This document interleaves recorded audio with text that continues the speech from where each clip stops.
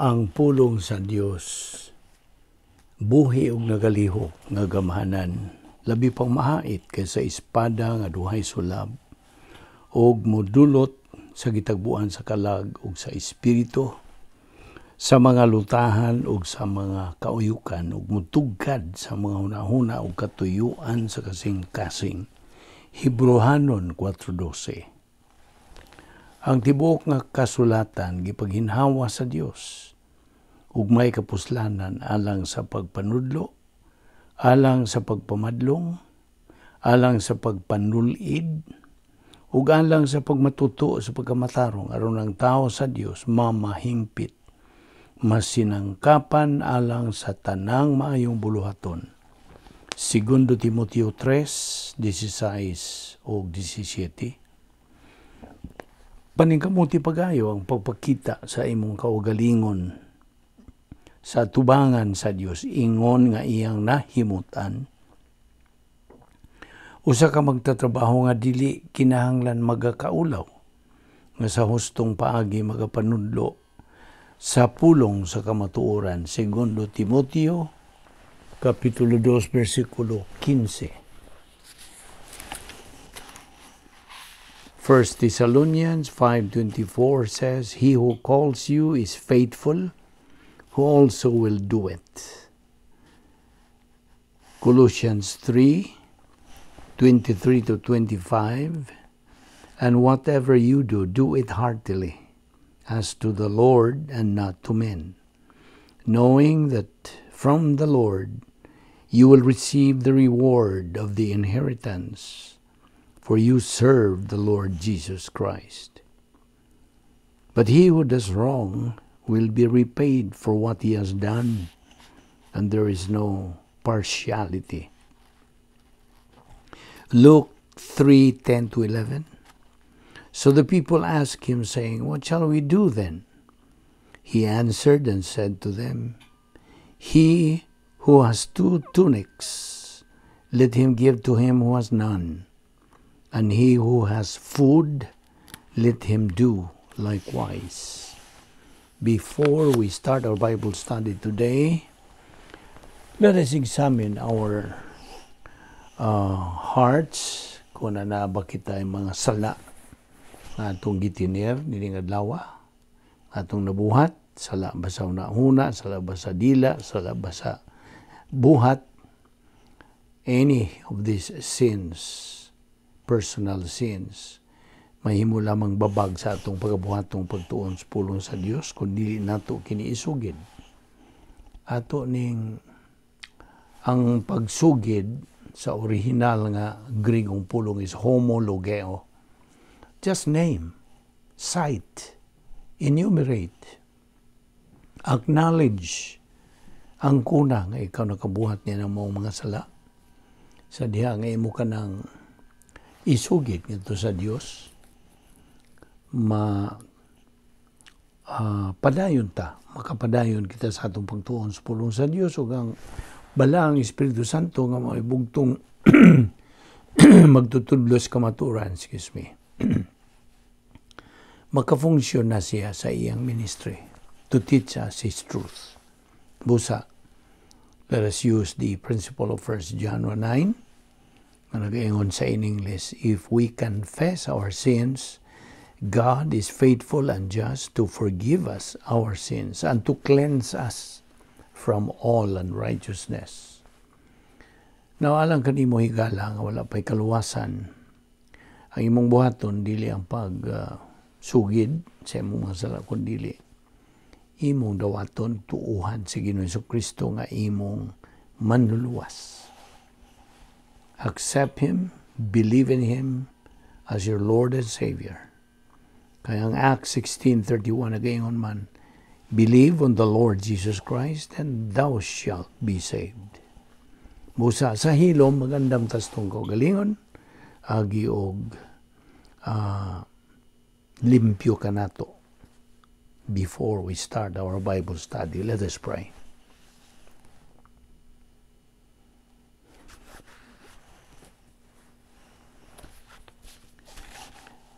Balaan na mo nga Dios, nagapasalamat kami kanimo nining lain. Sa ngay gayon, nga imong gihatag kanamo nga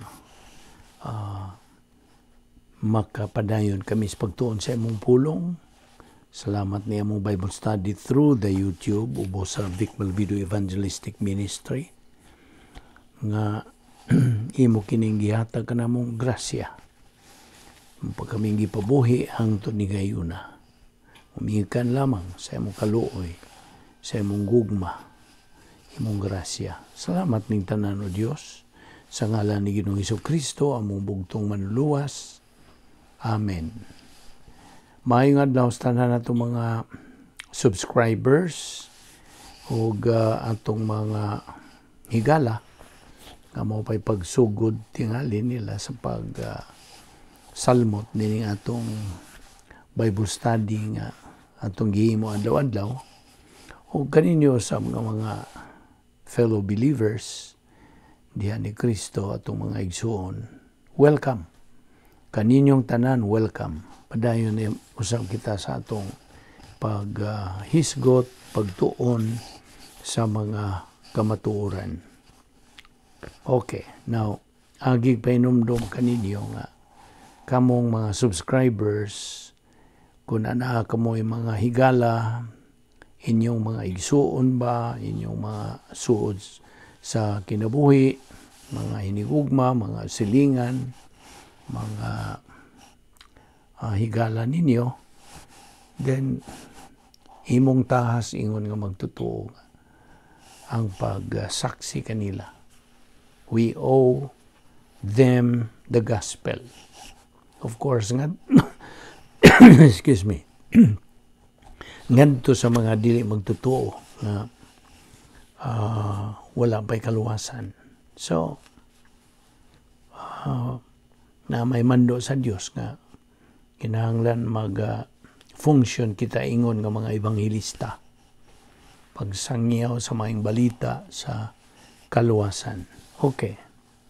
Padayon kita sa atong gibiyaan kagahapon nga mga points of doctrine nga atong giingon kanimo nga once kitang mga magtutuo, this is for us believers. Once we deploy the flat line of the soul, which is the 10 problem-solving devices nga gihatag sa Dios kanato, sa dihang atong ikaiag na kini, God is going to test us.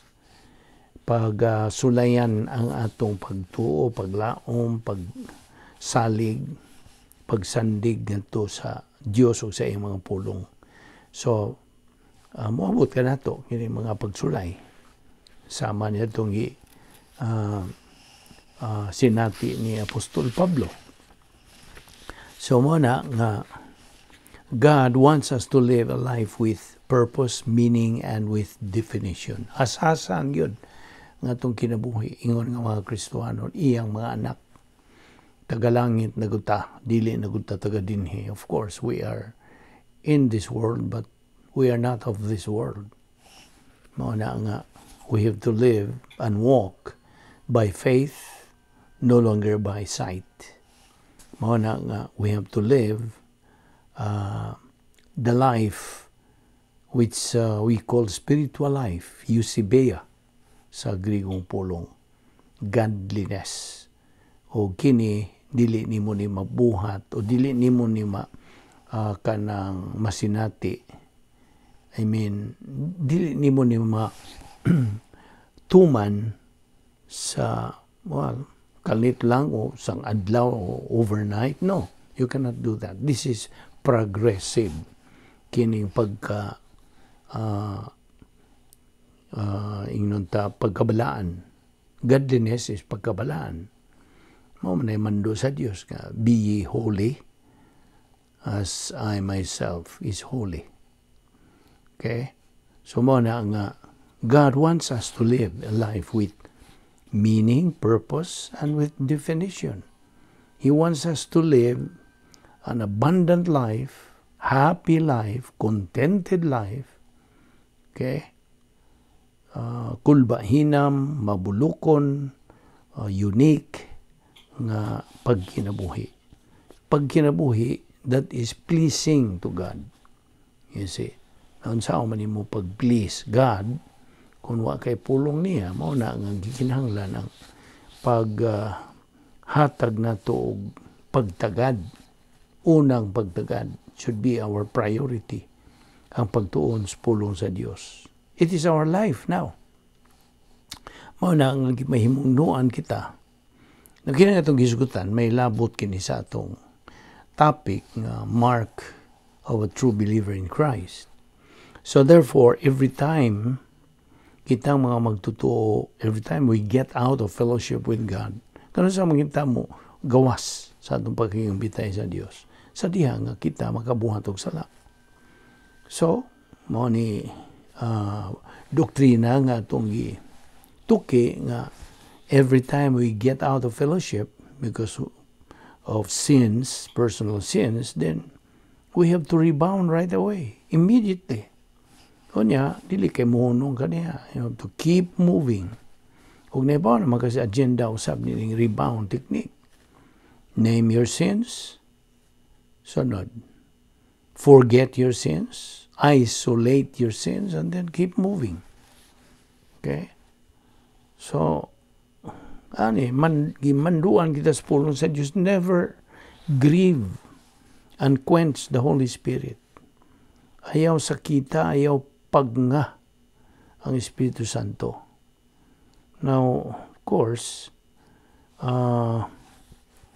diba niya itong Operation BACG-TSP, itong Declared Wills of God. 7 man din sila. You see? BACG-TSP.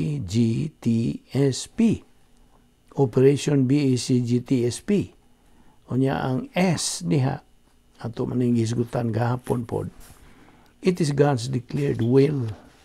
Iyang gipadayag nga kabubuton nga ang tanang mga magtutuo muantos. Nanamo to nga itong isgutan gahapon. Paantuson, apan duha ka klaseng pagantos. Pagantos nga disiplina tungod sa atong pagkasala. Anang pagantos sa disiplina. Ang kaduhang klase pagantos nga panalangin. Panalangin. Parang itong nahiaguman o na sinati ni Apostol Pablo, silang kinsa pa, si Job, ay mga grabe itong ilang giagian. So, kadto, pagbuylo nila sa ilang Kristohanong pagkinabuhi, pagpabuylo, aron mo paspas, make it speedier sa atong pagtubo. Kay maghisgot ganita o pagantos, nobody can escape from any suffering in life. Wala. Although such suffering differ from every individual. Di man parehas, nagkalahi man.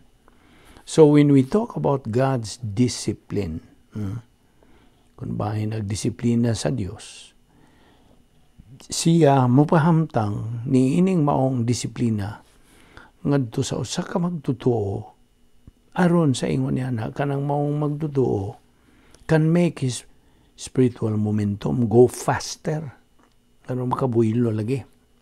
Hence, nakita nimo how essential, how important, indispensable Bible doctrine is. That's the key to it all. Mao kini ang yawi sa tanan.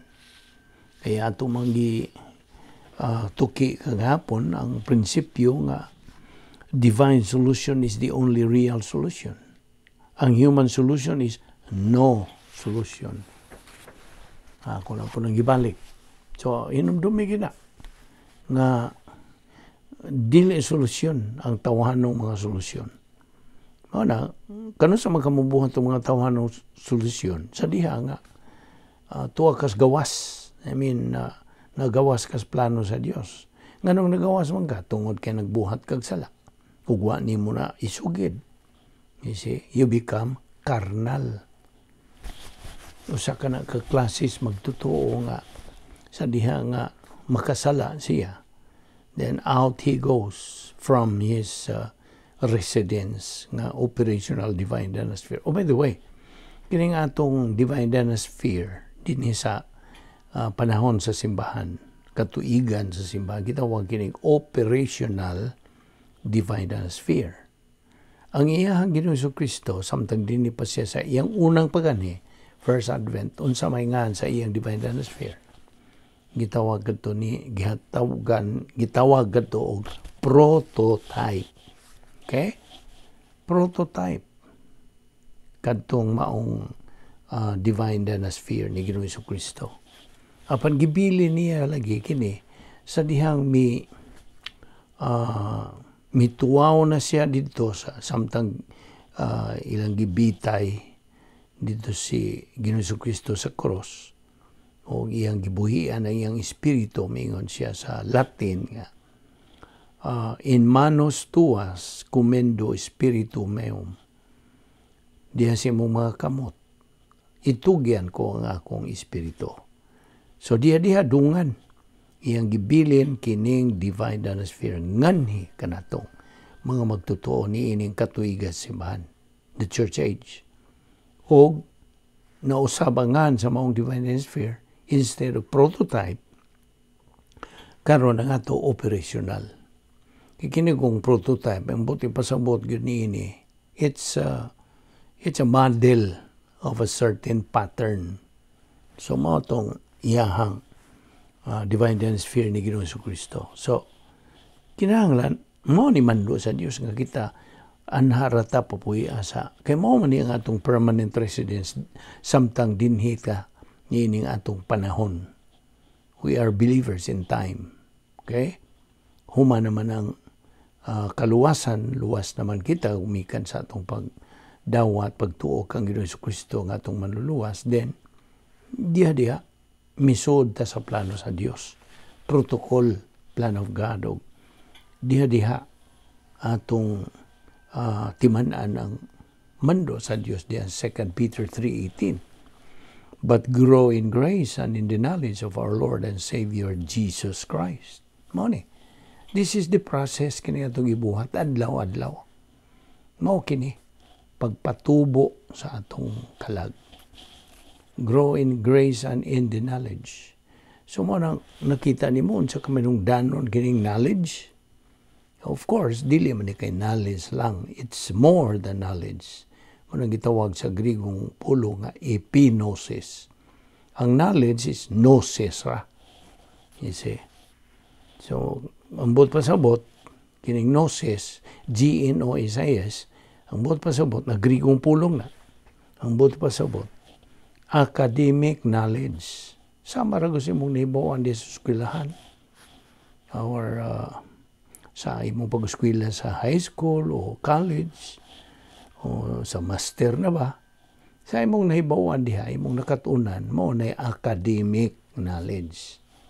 Magamit ni mo na sa imong kurso, karira nga imong gitinguhang makabot, mo na academic knowledge. Apan, kung bahin ang sa mga espirituhanong mga butang, kini atong gitunan, kanang, of course, magsugod yun ang knowledge. Anha mga kasayuran nato sa pagtuon sa pulong sa Dios. Atong katunan kini.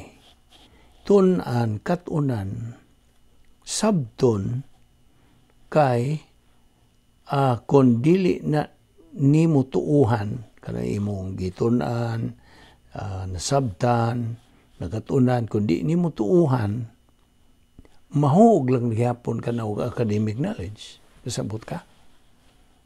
Academic knowledge, why function ka na, why gamit ka na sa imong espirituhan ng pagkinupuy? Wala. It has no spiritual validity. Nagpabilin lang na siyang academic knowledge. May imong itudlo nas gawas. Kuyaw ka mo tudlo, believe ka itong numinaw. Kuyaw man na siya. Apan mo man mo tuuhi. Daghang mga pastoring o na. Of course, dili man tanan, labi na rong panahon na, you see. Ang ilarang yung gipangsangyaw, social gospel, you see.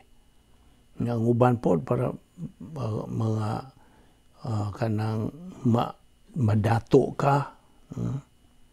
Manayingon og sa to'y tawagan nilang mga pastora. Kanang basta apil na sa social gospel mo na nga. You have to be discerning. Kini nga atong gibuhat dinhi. Atong gipaimusla ng grasya sa Dios. Grasya makining ministry. Gipahiluna ni sa Dios kaniyang tunga pang tanan. It's kanang nasuod na, nahiluna na diha sa divine decrees. Nga, mo na nga kita, sangkapan sa Diyos niini. Nara na natong mupahimos ba o di? It's a matter of choice.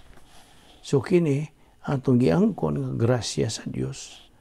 Nga atong gipahimuslan. So karon akong giingon nimo, tuon ta sa diha nga imong nasabtan, sa ang imong gitun-an, imong kanang katunan, sa diha nga mo yung kagmutuo ko, imong gidawat, you respond, sanong ka, midawat ka, mayong kag tinuod ni, akong dawaton ni, akong tuuhan, diha-diha. Mulihok dayon ang Espiritu Santo, mo ni iyang function to make it real. Nalabihan yung tinawa, klaruha, nga imo na magamit sa imong Kristohanon nga pagkinabuhi. Adlaw-adlaw ni mong pagkinabuhi. You see? That's the process of spiritual growth. Sabta gina. Ato ning giusab. Malagi ning atong method of teaching. We have to repeat. Kanang subli-subli, balik-balik. Ang tod nga masilsil na yun. Inculcation method. So, mao na nga, sa diha nga, balik ra gud ta mahitungod atong disiplina. Okay? Sa diha nga kita mahigawas sa atong divine sphere. Unsay nga sa atong divine sphere? Operational. Sa diha mo gawas ta, tungod ka nakabuhat og sala, wa ta musugid niya na, ngadto sa Dios din. We become carnal, out we go. Asa man ta mo kanang where will we end up? Natuwa ta sa lain nga dapit nga may gahom. Pero dili na gahom sa Dios, gahom ni Satanas. Itawag na nato doctrinal term o unsa, cosmic dynasphere. Mo na atbang. Atbang sa atong dapit nga may gahom sa Dios nga operational divine dynasty. By the way, kining operational divine dynasty nga itong gisgutan, this is a system of thinking. Sistema sa pangunahon na niya. Kaya actually, the Christian life is a mental attitude life. So, mo na nga, kaya kini mga tungunahon na may target o rumbo sa pulong sa Dios. You see? Just as Satan's target, kini pong atong una. Nag-iilog ni. Naranatos unsay atong piliyon. Nauna ba sa Dios? Nauna ang Satanas? Sabot ka mo, ni gitawag na itong angelic conflict. Langit nung away kini. Spirituhanong away. Spiritual warfare. Kaya nga itong kaaway, ingon nga mga Kristohanon, espirituhanon man nato ang atong kaaway. Espirituhanon, spiritual kanang warfare. Grabe ra ba ning awaya kay it's a full scale.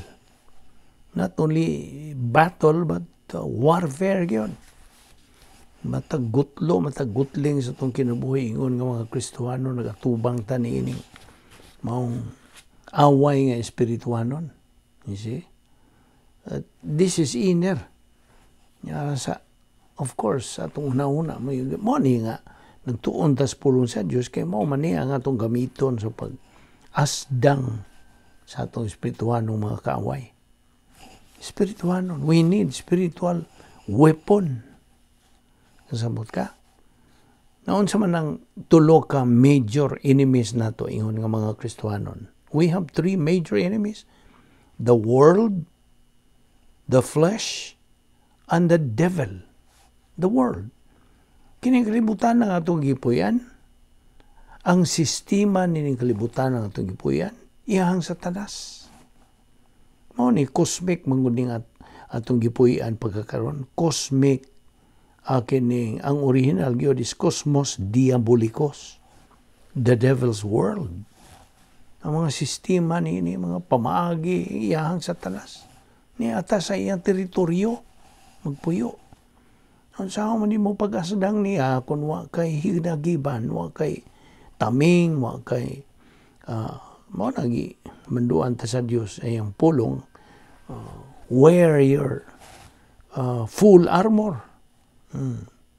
Ang appeal niini ang pulong sa Dios, of course, is the sword of the Holy Spirit. Mao ni espada sa Espiritu Santo. Kini atong gitun-an. Pulong sa Dios, doktrina. Okay? So ana nga imong tuhuan karon mapaklaro pag yung patinaw sa Espiritu Santo aron imo nang magamit sa imong Kristohanong Panginoon, imo magamit sa pag-asdang sa atong kaaway nga Espirituhanon. So ang una, the world, ang sistema nini.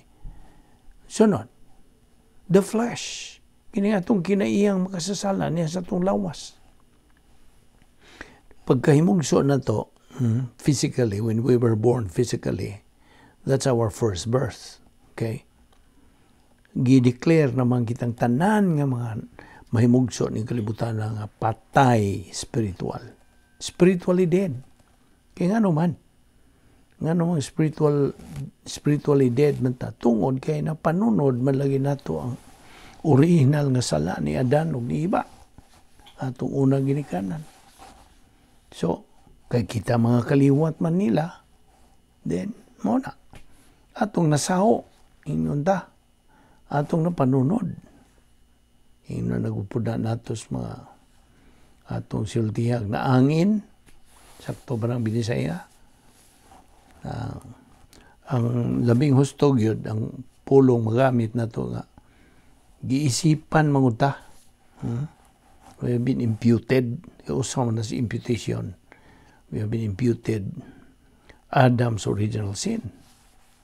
So, kirang tanan, mga kaliwat man nila, ni Adan ug ni Eva, then, we are declared spiritually dead tungod sa ilang nabuhat na original nga sala. Although, nagaginahawata, kanang suroy-suroy ta din nining kalibutan na, askil, atong panglawas, we are physically alive but spiritually dead.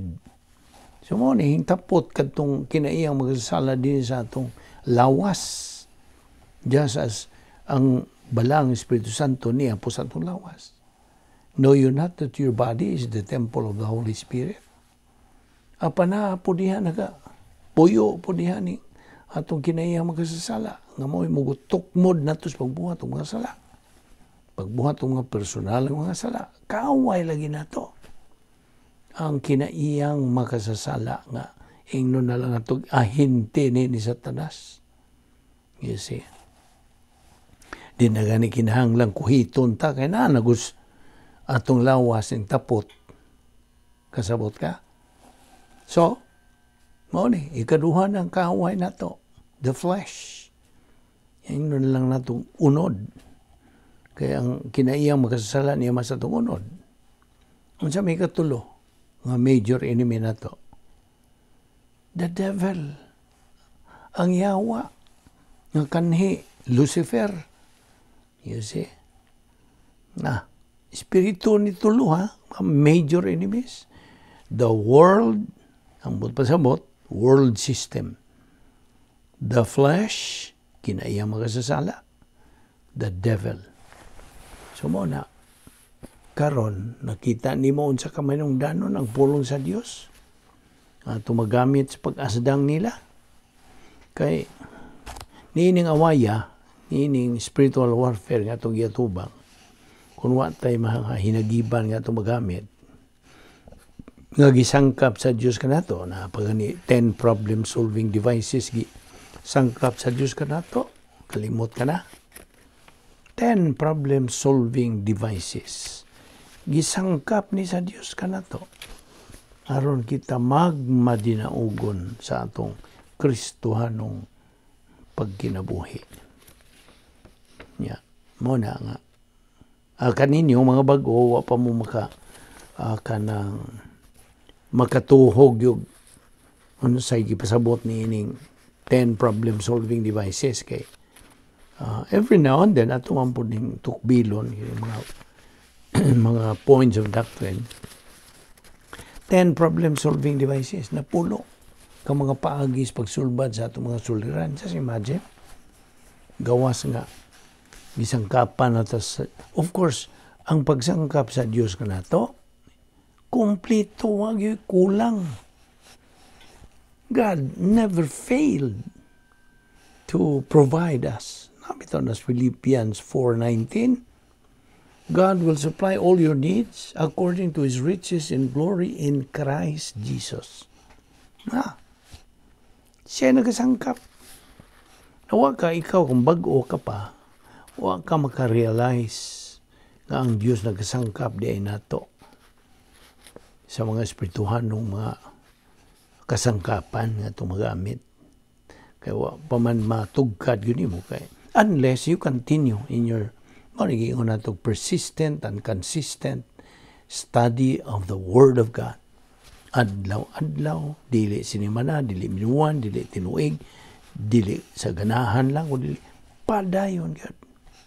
We have to be persistent sa atong pagtuon sa pulong sa Dios. Timan nga gatubang kita, ingon ng mga Kristiyano, gatubang kita nining law of volitional responsibility.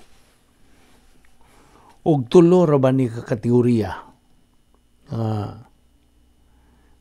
ingnon ta resulta, okay? Byproduct kini sa imong kanang sunod ni ining law of volitional responsibility. Ang nag-una yun ining kategorya self-imposed.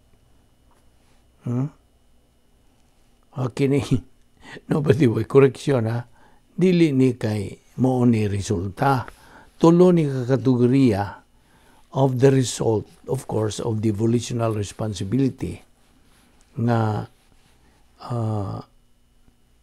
kung ikaw mahisupak niining balaod man balaod sa kanang tulubagon sa imong kabubuton kay gihatagan man tag hingpit nga kabubuton, gihatagan ta sa Dios og perfect freedom of choice, makapili ta. Mao na nga kining gitawag nato tulo ka kategorya nga resulta sa atong pagsupak ning balaod nga tulubagon sa kabubuton, law of volitional responsibility. Ni ay mga matang sa pagka miserable, pagkaalaot ba? Okay? Ano sa may tawag din is Binisaya? Tinuyuan sa buot. Okay? Ang nag-una din is self-imposed. Ano sa maning self-imposed? Imong pagpahamtang sa imong kaugalingon? Okay. Mamantingalin ni Binisaya. Ikaduha, self-induced. Ang imong hiagom niya na sa imong kaugalingon kay tinuyuan lagi sa imong buot. Yung supak ka man yan ang mong balaod. O ngayon katulog, gitawag ng self-indulged. Self-indulged. Indulge yung ka, involve yung ka. Imong kaugalingon. So mo ni ang mga matang kinis pagka-alaot tungod sa tinuyuan sa imong buot. Now, so, every minute of our life, we make decisions. So, in fact, ato maningitunan nga, all of life is decision-making. All of life. May isa sa unsang kanang aspect sa imong kinabuhi. You have to make decisions. All of life is decision making. So mao na nga, pangutana din ni mo kini. How can we be sure that our decision is right and correct? Unsa man ito pagkasiguro? Do we know? Tubag? Unsa man? Na tingali, kaninyong taon-taon na yun ng atong ministry, maka tubag na kamo nini. So kung balik ko ng pungutan, how can we be sure that our decision is right and correct?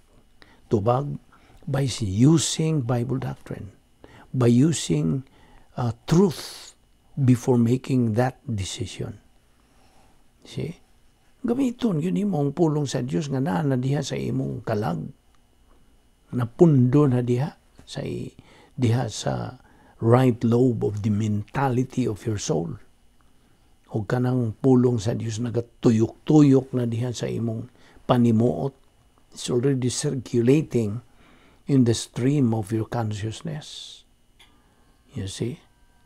Mao na, diha ka masiguro nga imong desisyong himuon husto o unsa maayo. Kasabot ka.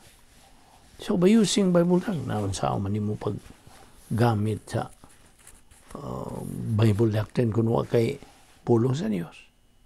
Kita nimo unsa ka mahinungdanon gyud ay pulong sa Dios. All of us made one way or another bad decisions in life. Husto? Every now and then. Masayop mo kita. Whether we made bad decisions in life, ang Dios kanunay gyud siyang nagasangkap kanato the means nga dili kita makahimo og dautan sayop ng mga desisyon sa kinabuhi. Grasya na. Kita nimo. Pagsangkap ni sa Dios, grasya. He sees to it that we always make kanang iyatangi sangkapan sa paagi nga dili kita masayop sa atong paghimong desisyon. Now, ang tinuod gyud niini, ang mainungdanon gyud niini nga tuata magpuyo sa atong dapit nga may gahom sa Dios nga gitawag nato operational divine dynasphere sa diha nga mohimo tag desisyon. Sigurado gyud kanang maong desisyon nga husto, maayo, it is right and unsa kanang right and good decision. You see? Kasagaran ko sa atong mga suliras kinabuhi, it's caused by wrong decisions. Basta? Dawat ka ng prinsipyo, ha? Every time mohimo tag sayop, di mayong decision, that will create problems sa atong kinabuhi. Sakto? Muna. So the provisions of God cannot be overtaken by the bad decisions we make in life. Meaning, ang kanang pagsangkap sa Diyos kanato, enough. It's sufficient for us to use. You see? Kung buot yung ka nga mohimo, sakto, maayo, tukma yung desisyon, then, muna, padayon sa imo pagtuon sa pulong sa Dios. Muna, higihagit ang tagsa-tagsa kanato. Dasigo nato itong kaugalingon sa pagpadayon yun, pagkamalahutayon, masigihon, makanunayon, persistent and consistent sa atong pagtuon sa pulong sa Dios. Because knowledge of Bible doctrine is second to none. Ang labing tinuod. Na mo na. Ang Diyos kung makasulti pa, may suway, God. Di man mo musuway. O man po mo'y gana, o man po mo'y kainit sa pagtuon sa akong pulong, nga natanan, akong gisangkap, akong kanang, of course, gisangkap sa Diyos tanan, alang sa atong kaayuhan. Amo na nga. That falls under the law of volitional responsibility. sabta ginang maong prinsipyo o balaod ka na nga sa diha makahimo tag dautan di maayo sayop nga mga desisyon din kita ra po'y manubag. We are the only one accountable, responsible, and answerable. Basta kita ra way lain dinhi una kita mohunong ato ni padayon ugma busa gidasig kamo sa pag ang kaninyo tuod nga nagasunod na nining atong ministry. Kung wa pa kamo makasubscribe, dapat lang kamo nga mo subscribe kamo at least maka-appeal na kamo sa talaan nining mga nagasunod gyud atong mga followers o ato'y appeal kini sa atong pagampo kadtong mga subscribers, of course. Magampo ta. Ato iduko ang atong mga ulog, atong piyungon ang atong mga mata ni higayuna. Ato ipahinungod ni higayuna. Ni adinihi sa atong pagtuon sa pulong sa Dios nga diin wa pa kanila sa ilang kinabuhi si Ginoong Jesucristo. Ug nga sila wa pa'y paglaom, wala pa'y kinabuhing dayon. O tingali, ikaw mismo, wa ka pa makahimo niya ng labing bililhong desisyon sa tanang desisyon. Ang desisyon sa pagtuo kang Ginoong Jesucristo. Abi nimo si Ginoong Jesucristo, midawat sa matag sala, dito sa iyang lawas, samtang gilansang, gibitay nila siya dito sa cross sa mga Hudiyo. Iyang gidawat ang tanantang mga sala. Lakip na ang mga sala nga ato pang pagabuhaton. 1 Pedro 2:24. Si Ginoong Jesucristo mao imipuli sa atong dapit. Kita man unta ang ilansang dinto. Siya gihukman sa Dios nga Amahan. Tungod kay napuno naman siya sa atong mga sala. Kung balikon nga ang tinuod, kita unta ang ilansang sa cross tungod sa atong mga kasalanan. Dagko kitag mga utang. Siya, si Ginoong Jesucristo mo'y gihimong sala. Kinsa way labot yun sa sala, tungod ka nato. Aron lamang nga kita mamahimong pagkamatarong sa Dios diha kaniya. So ang imong pagtagad, higala, tawgon ka usa na kong higala kay di ka pa man magtutuo. Ang imong pagtagad nga kang Kristo mo ay magadeterminar sa imong dayon nga kaugmaon, eternal future. Apan ang imong kabuton mo ay giagad. Kung dawaton, tuuhan nimo si Ginoong Jesucristo ingon nga imong Dios ug manluluwas, nan, ikaw hatagag kinabuhing dayon ug maluwas ka. Apan kung imo siyang isalikway, ingon nga Diyos ug manluluwas, then, watay mahimo. Maimo ang dayon nga paghukom. So, imo ang pagpili karon. Matod pa sa Juan 3:36, nagaingon kini, siya nga mutuo sa anak, makabatog kinabuhing dayon. Siya nga dili mutuo sa anak, dili makabatog kinabuhing dayon, hinunua. Ang kapungot sa Dios magampabilin diha kaniya. Busa, tumuo ka kang Ginoong Hesus kung ikaw maluwas. Magampo ta. Balaan na mo nga Dios, nagapasalamat kami kanimo sa imong pagpatinaw kanamo niining imong maayong balita sa kaluwasan nga di ay maluwas kami pinagi lamang sa among pagtuo lamang kang Kristo lamang. Salamat sa imong pagpatinaw kanamo niini hinaot nga kini magka hatag og panalangin kanamo sa among pagkinabuhi. Bani kami sa among pagbugbuhag ining adlaw, dada kami pagbalik ugma dinhi aron kami makapadayon sa among spiritual momentum hangtod makabot namo ang among common goal which is spiritual maturity. Kining tanan Among gipasalamatan sa ngalan ni Ginoong Hesukristo. Amen.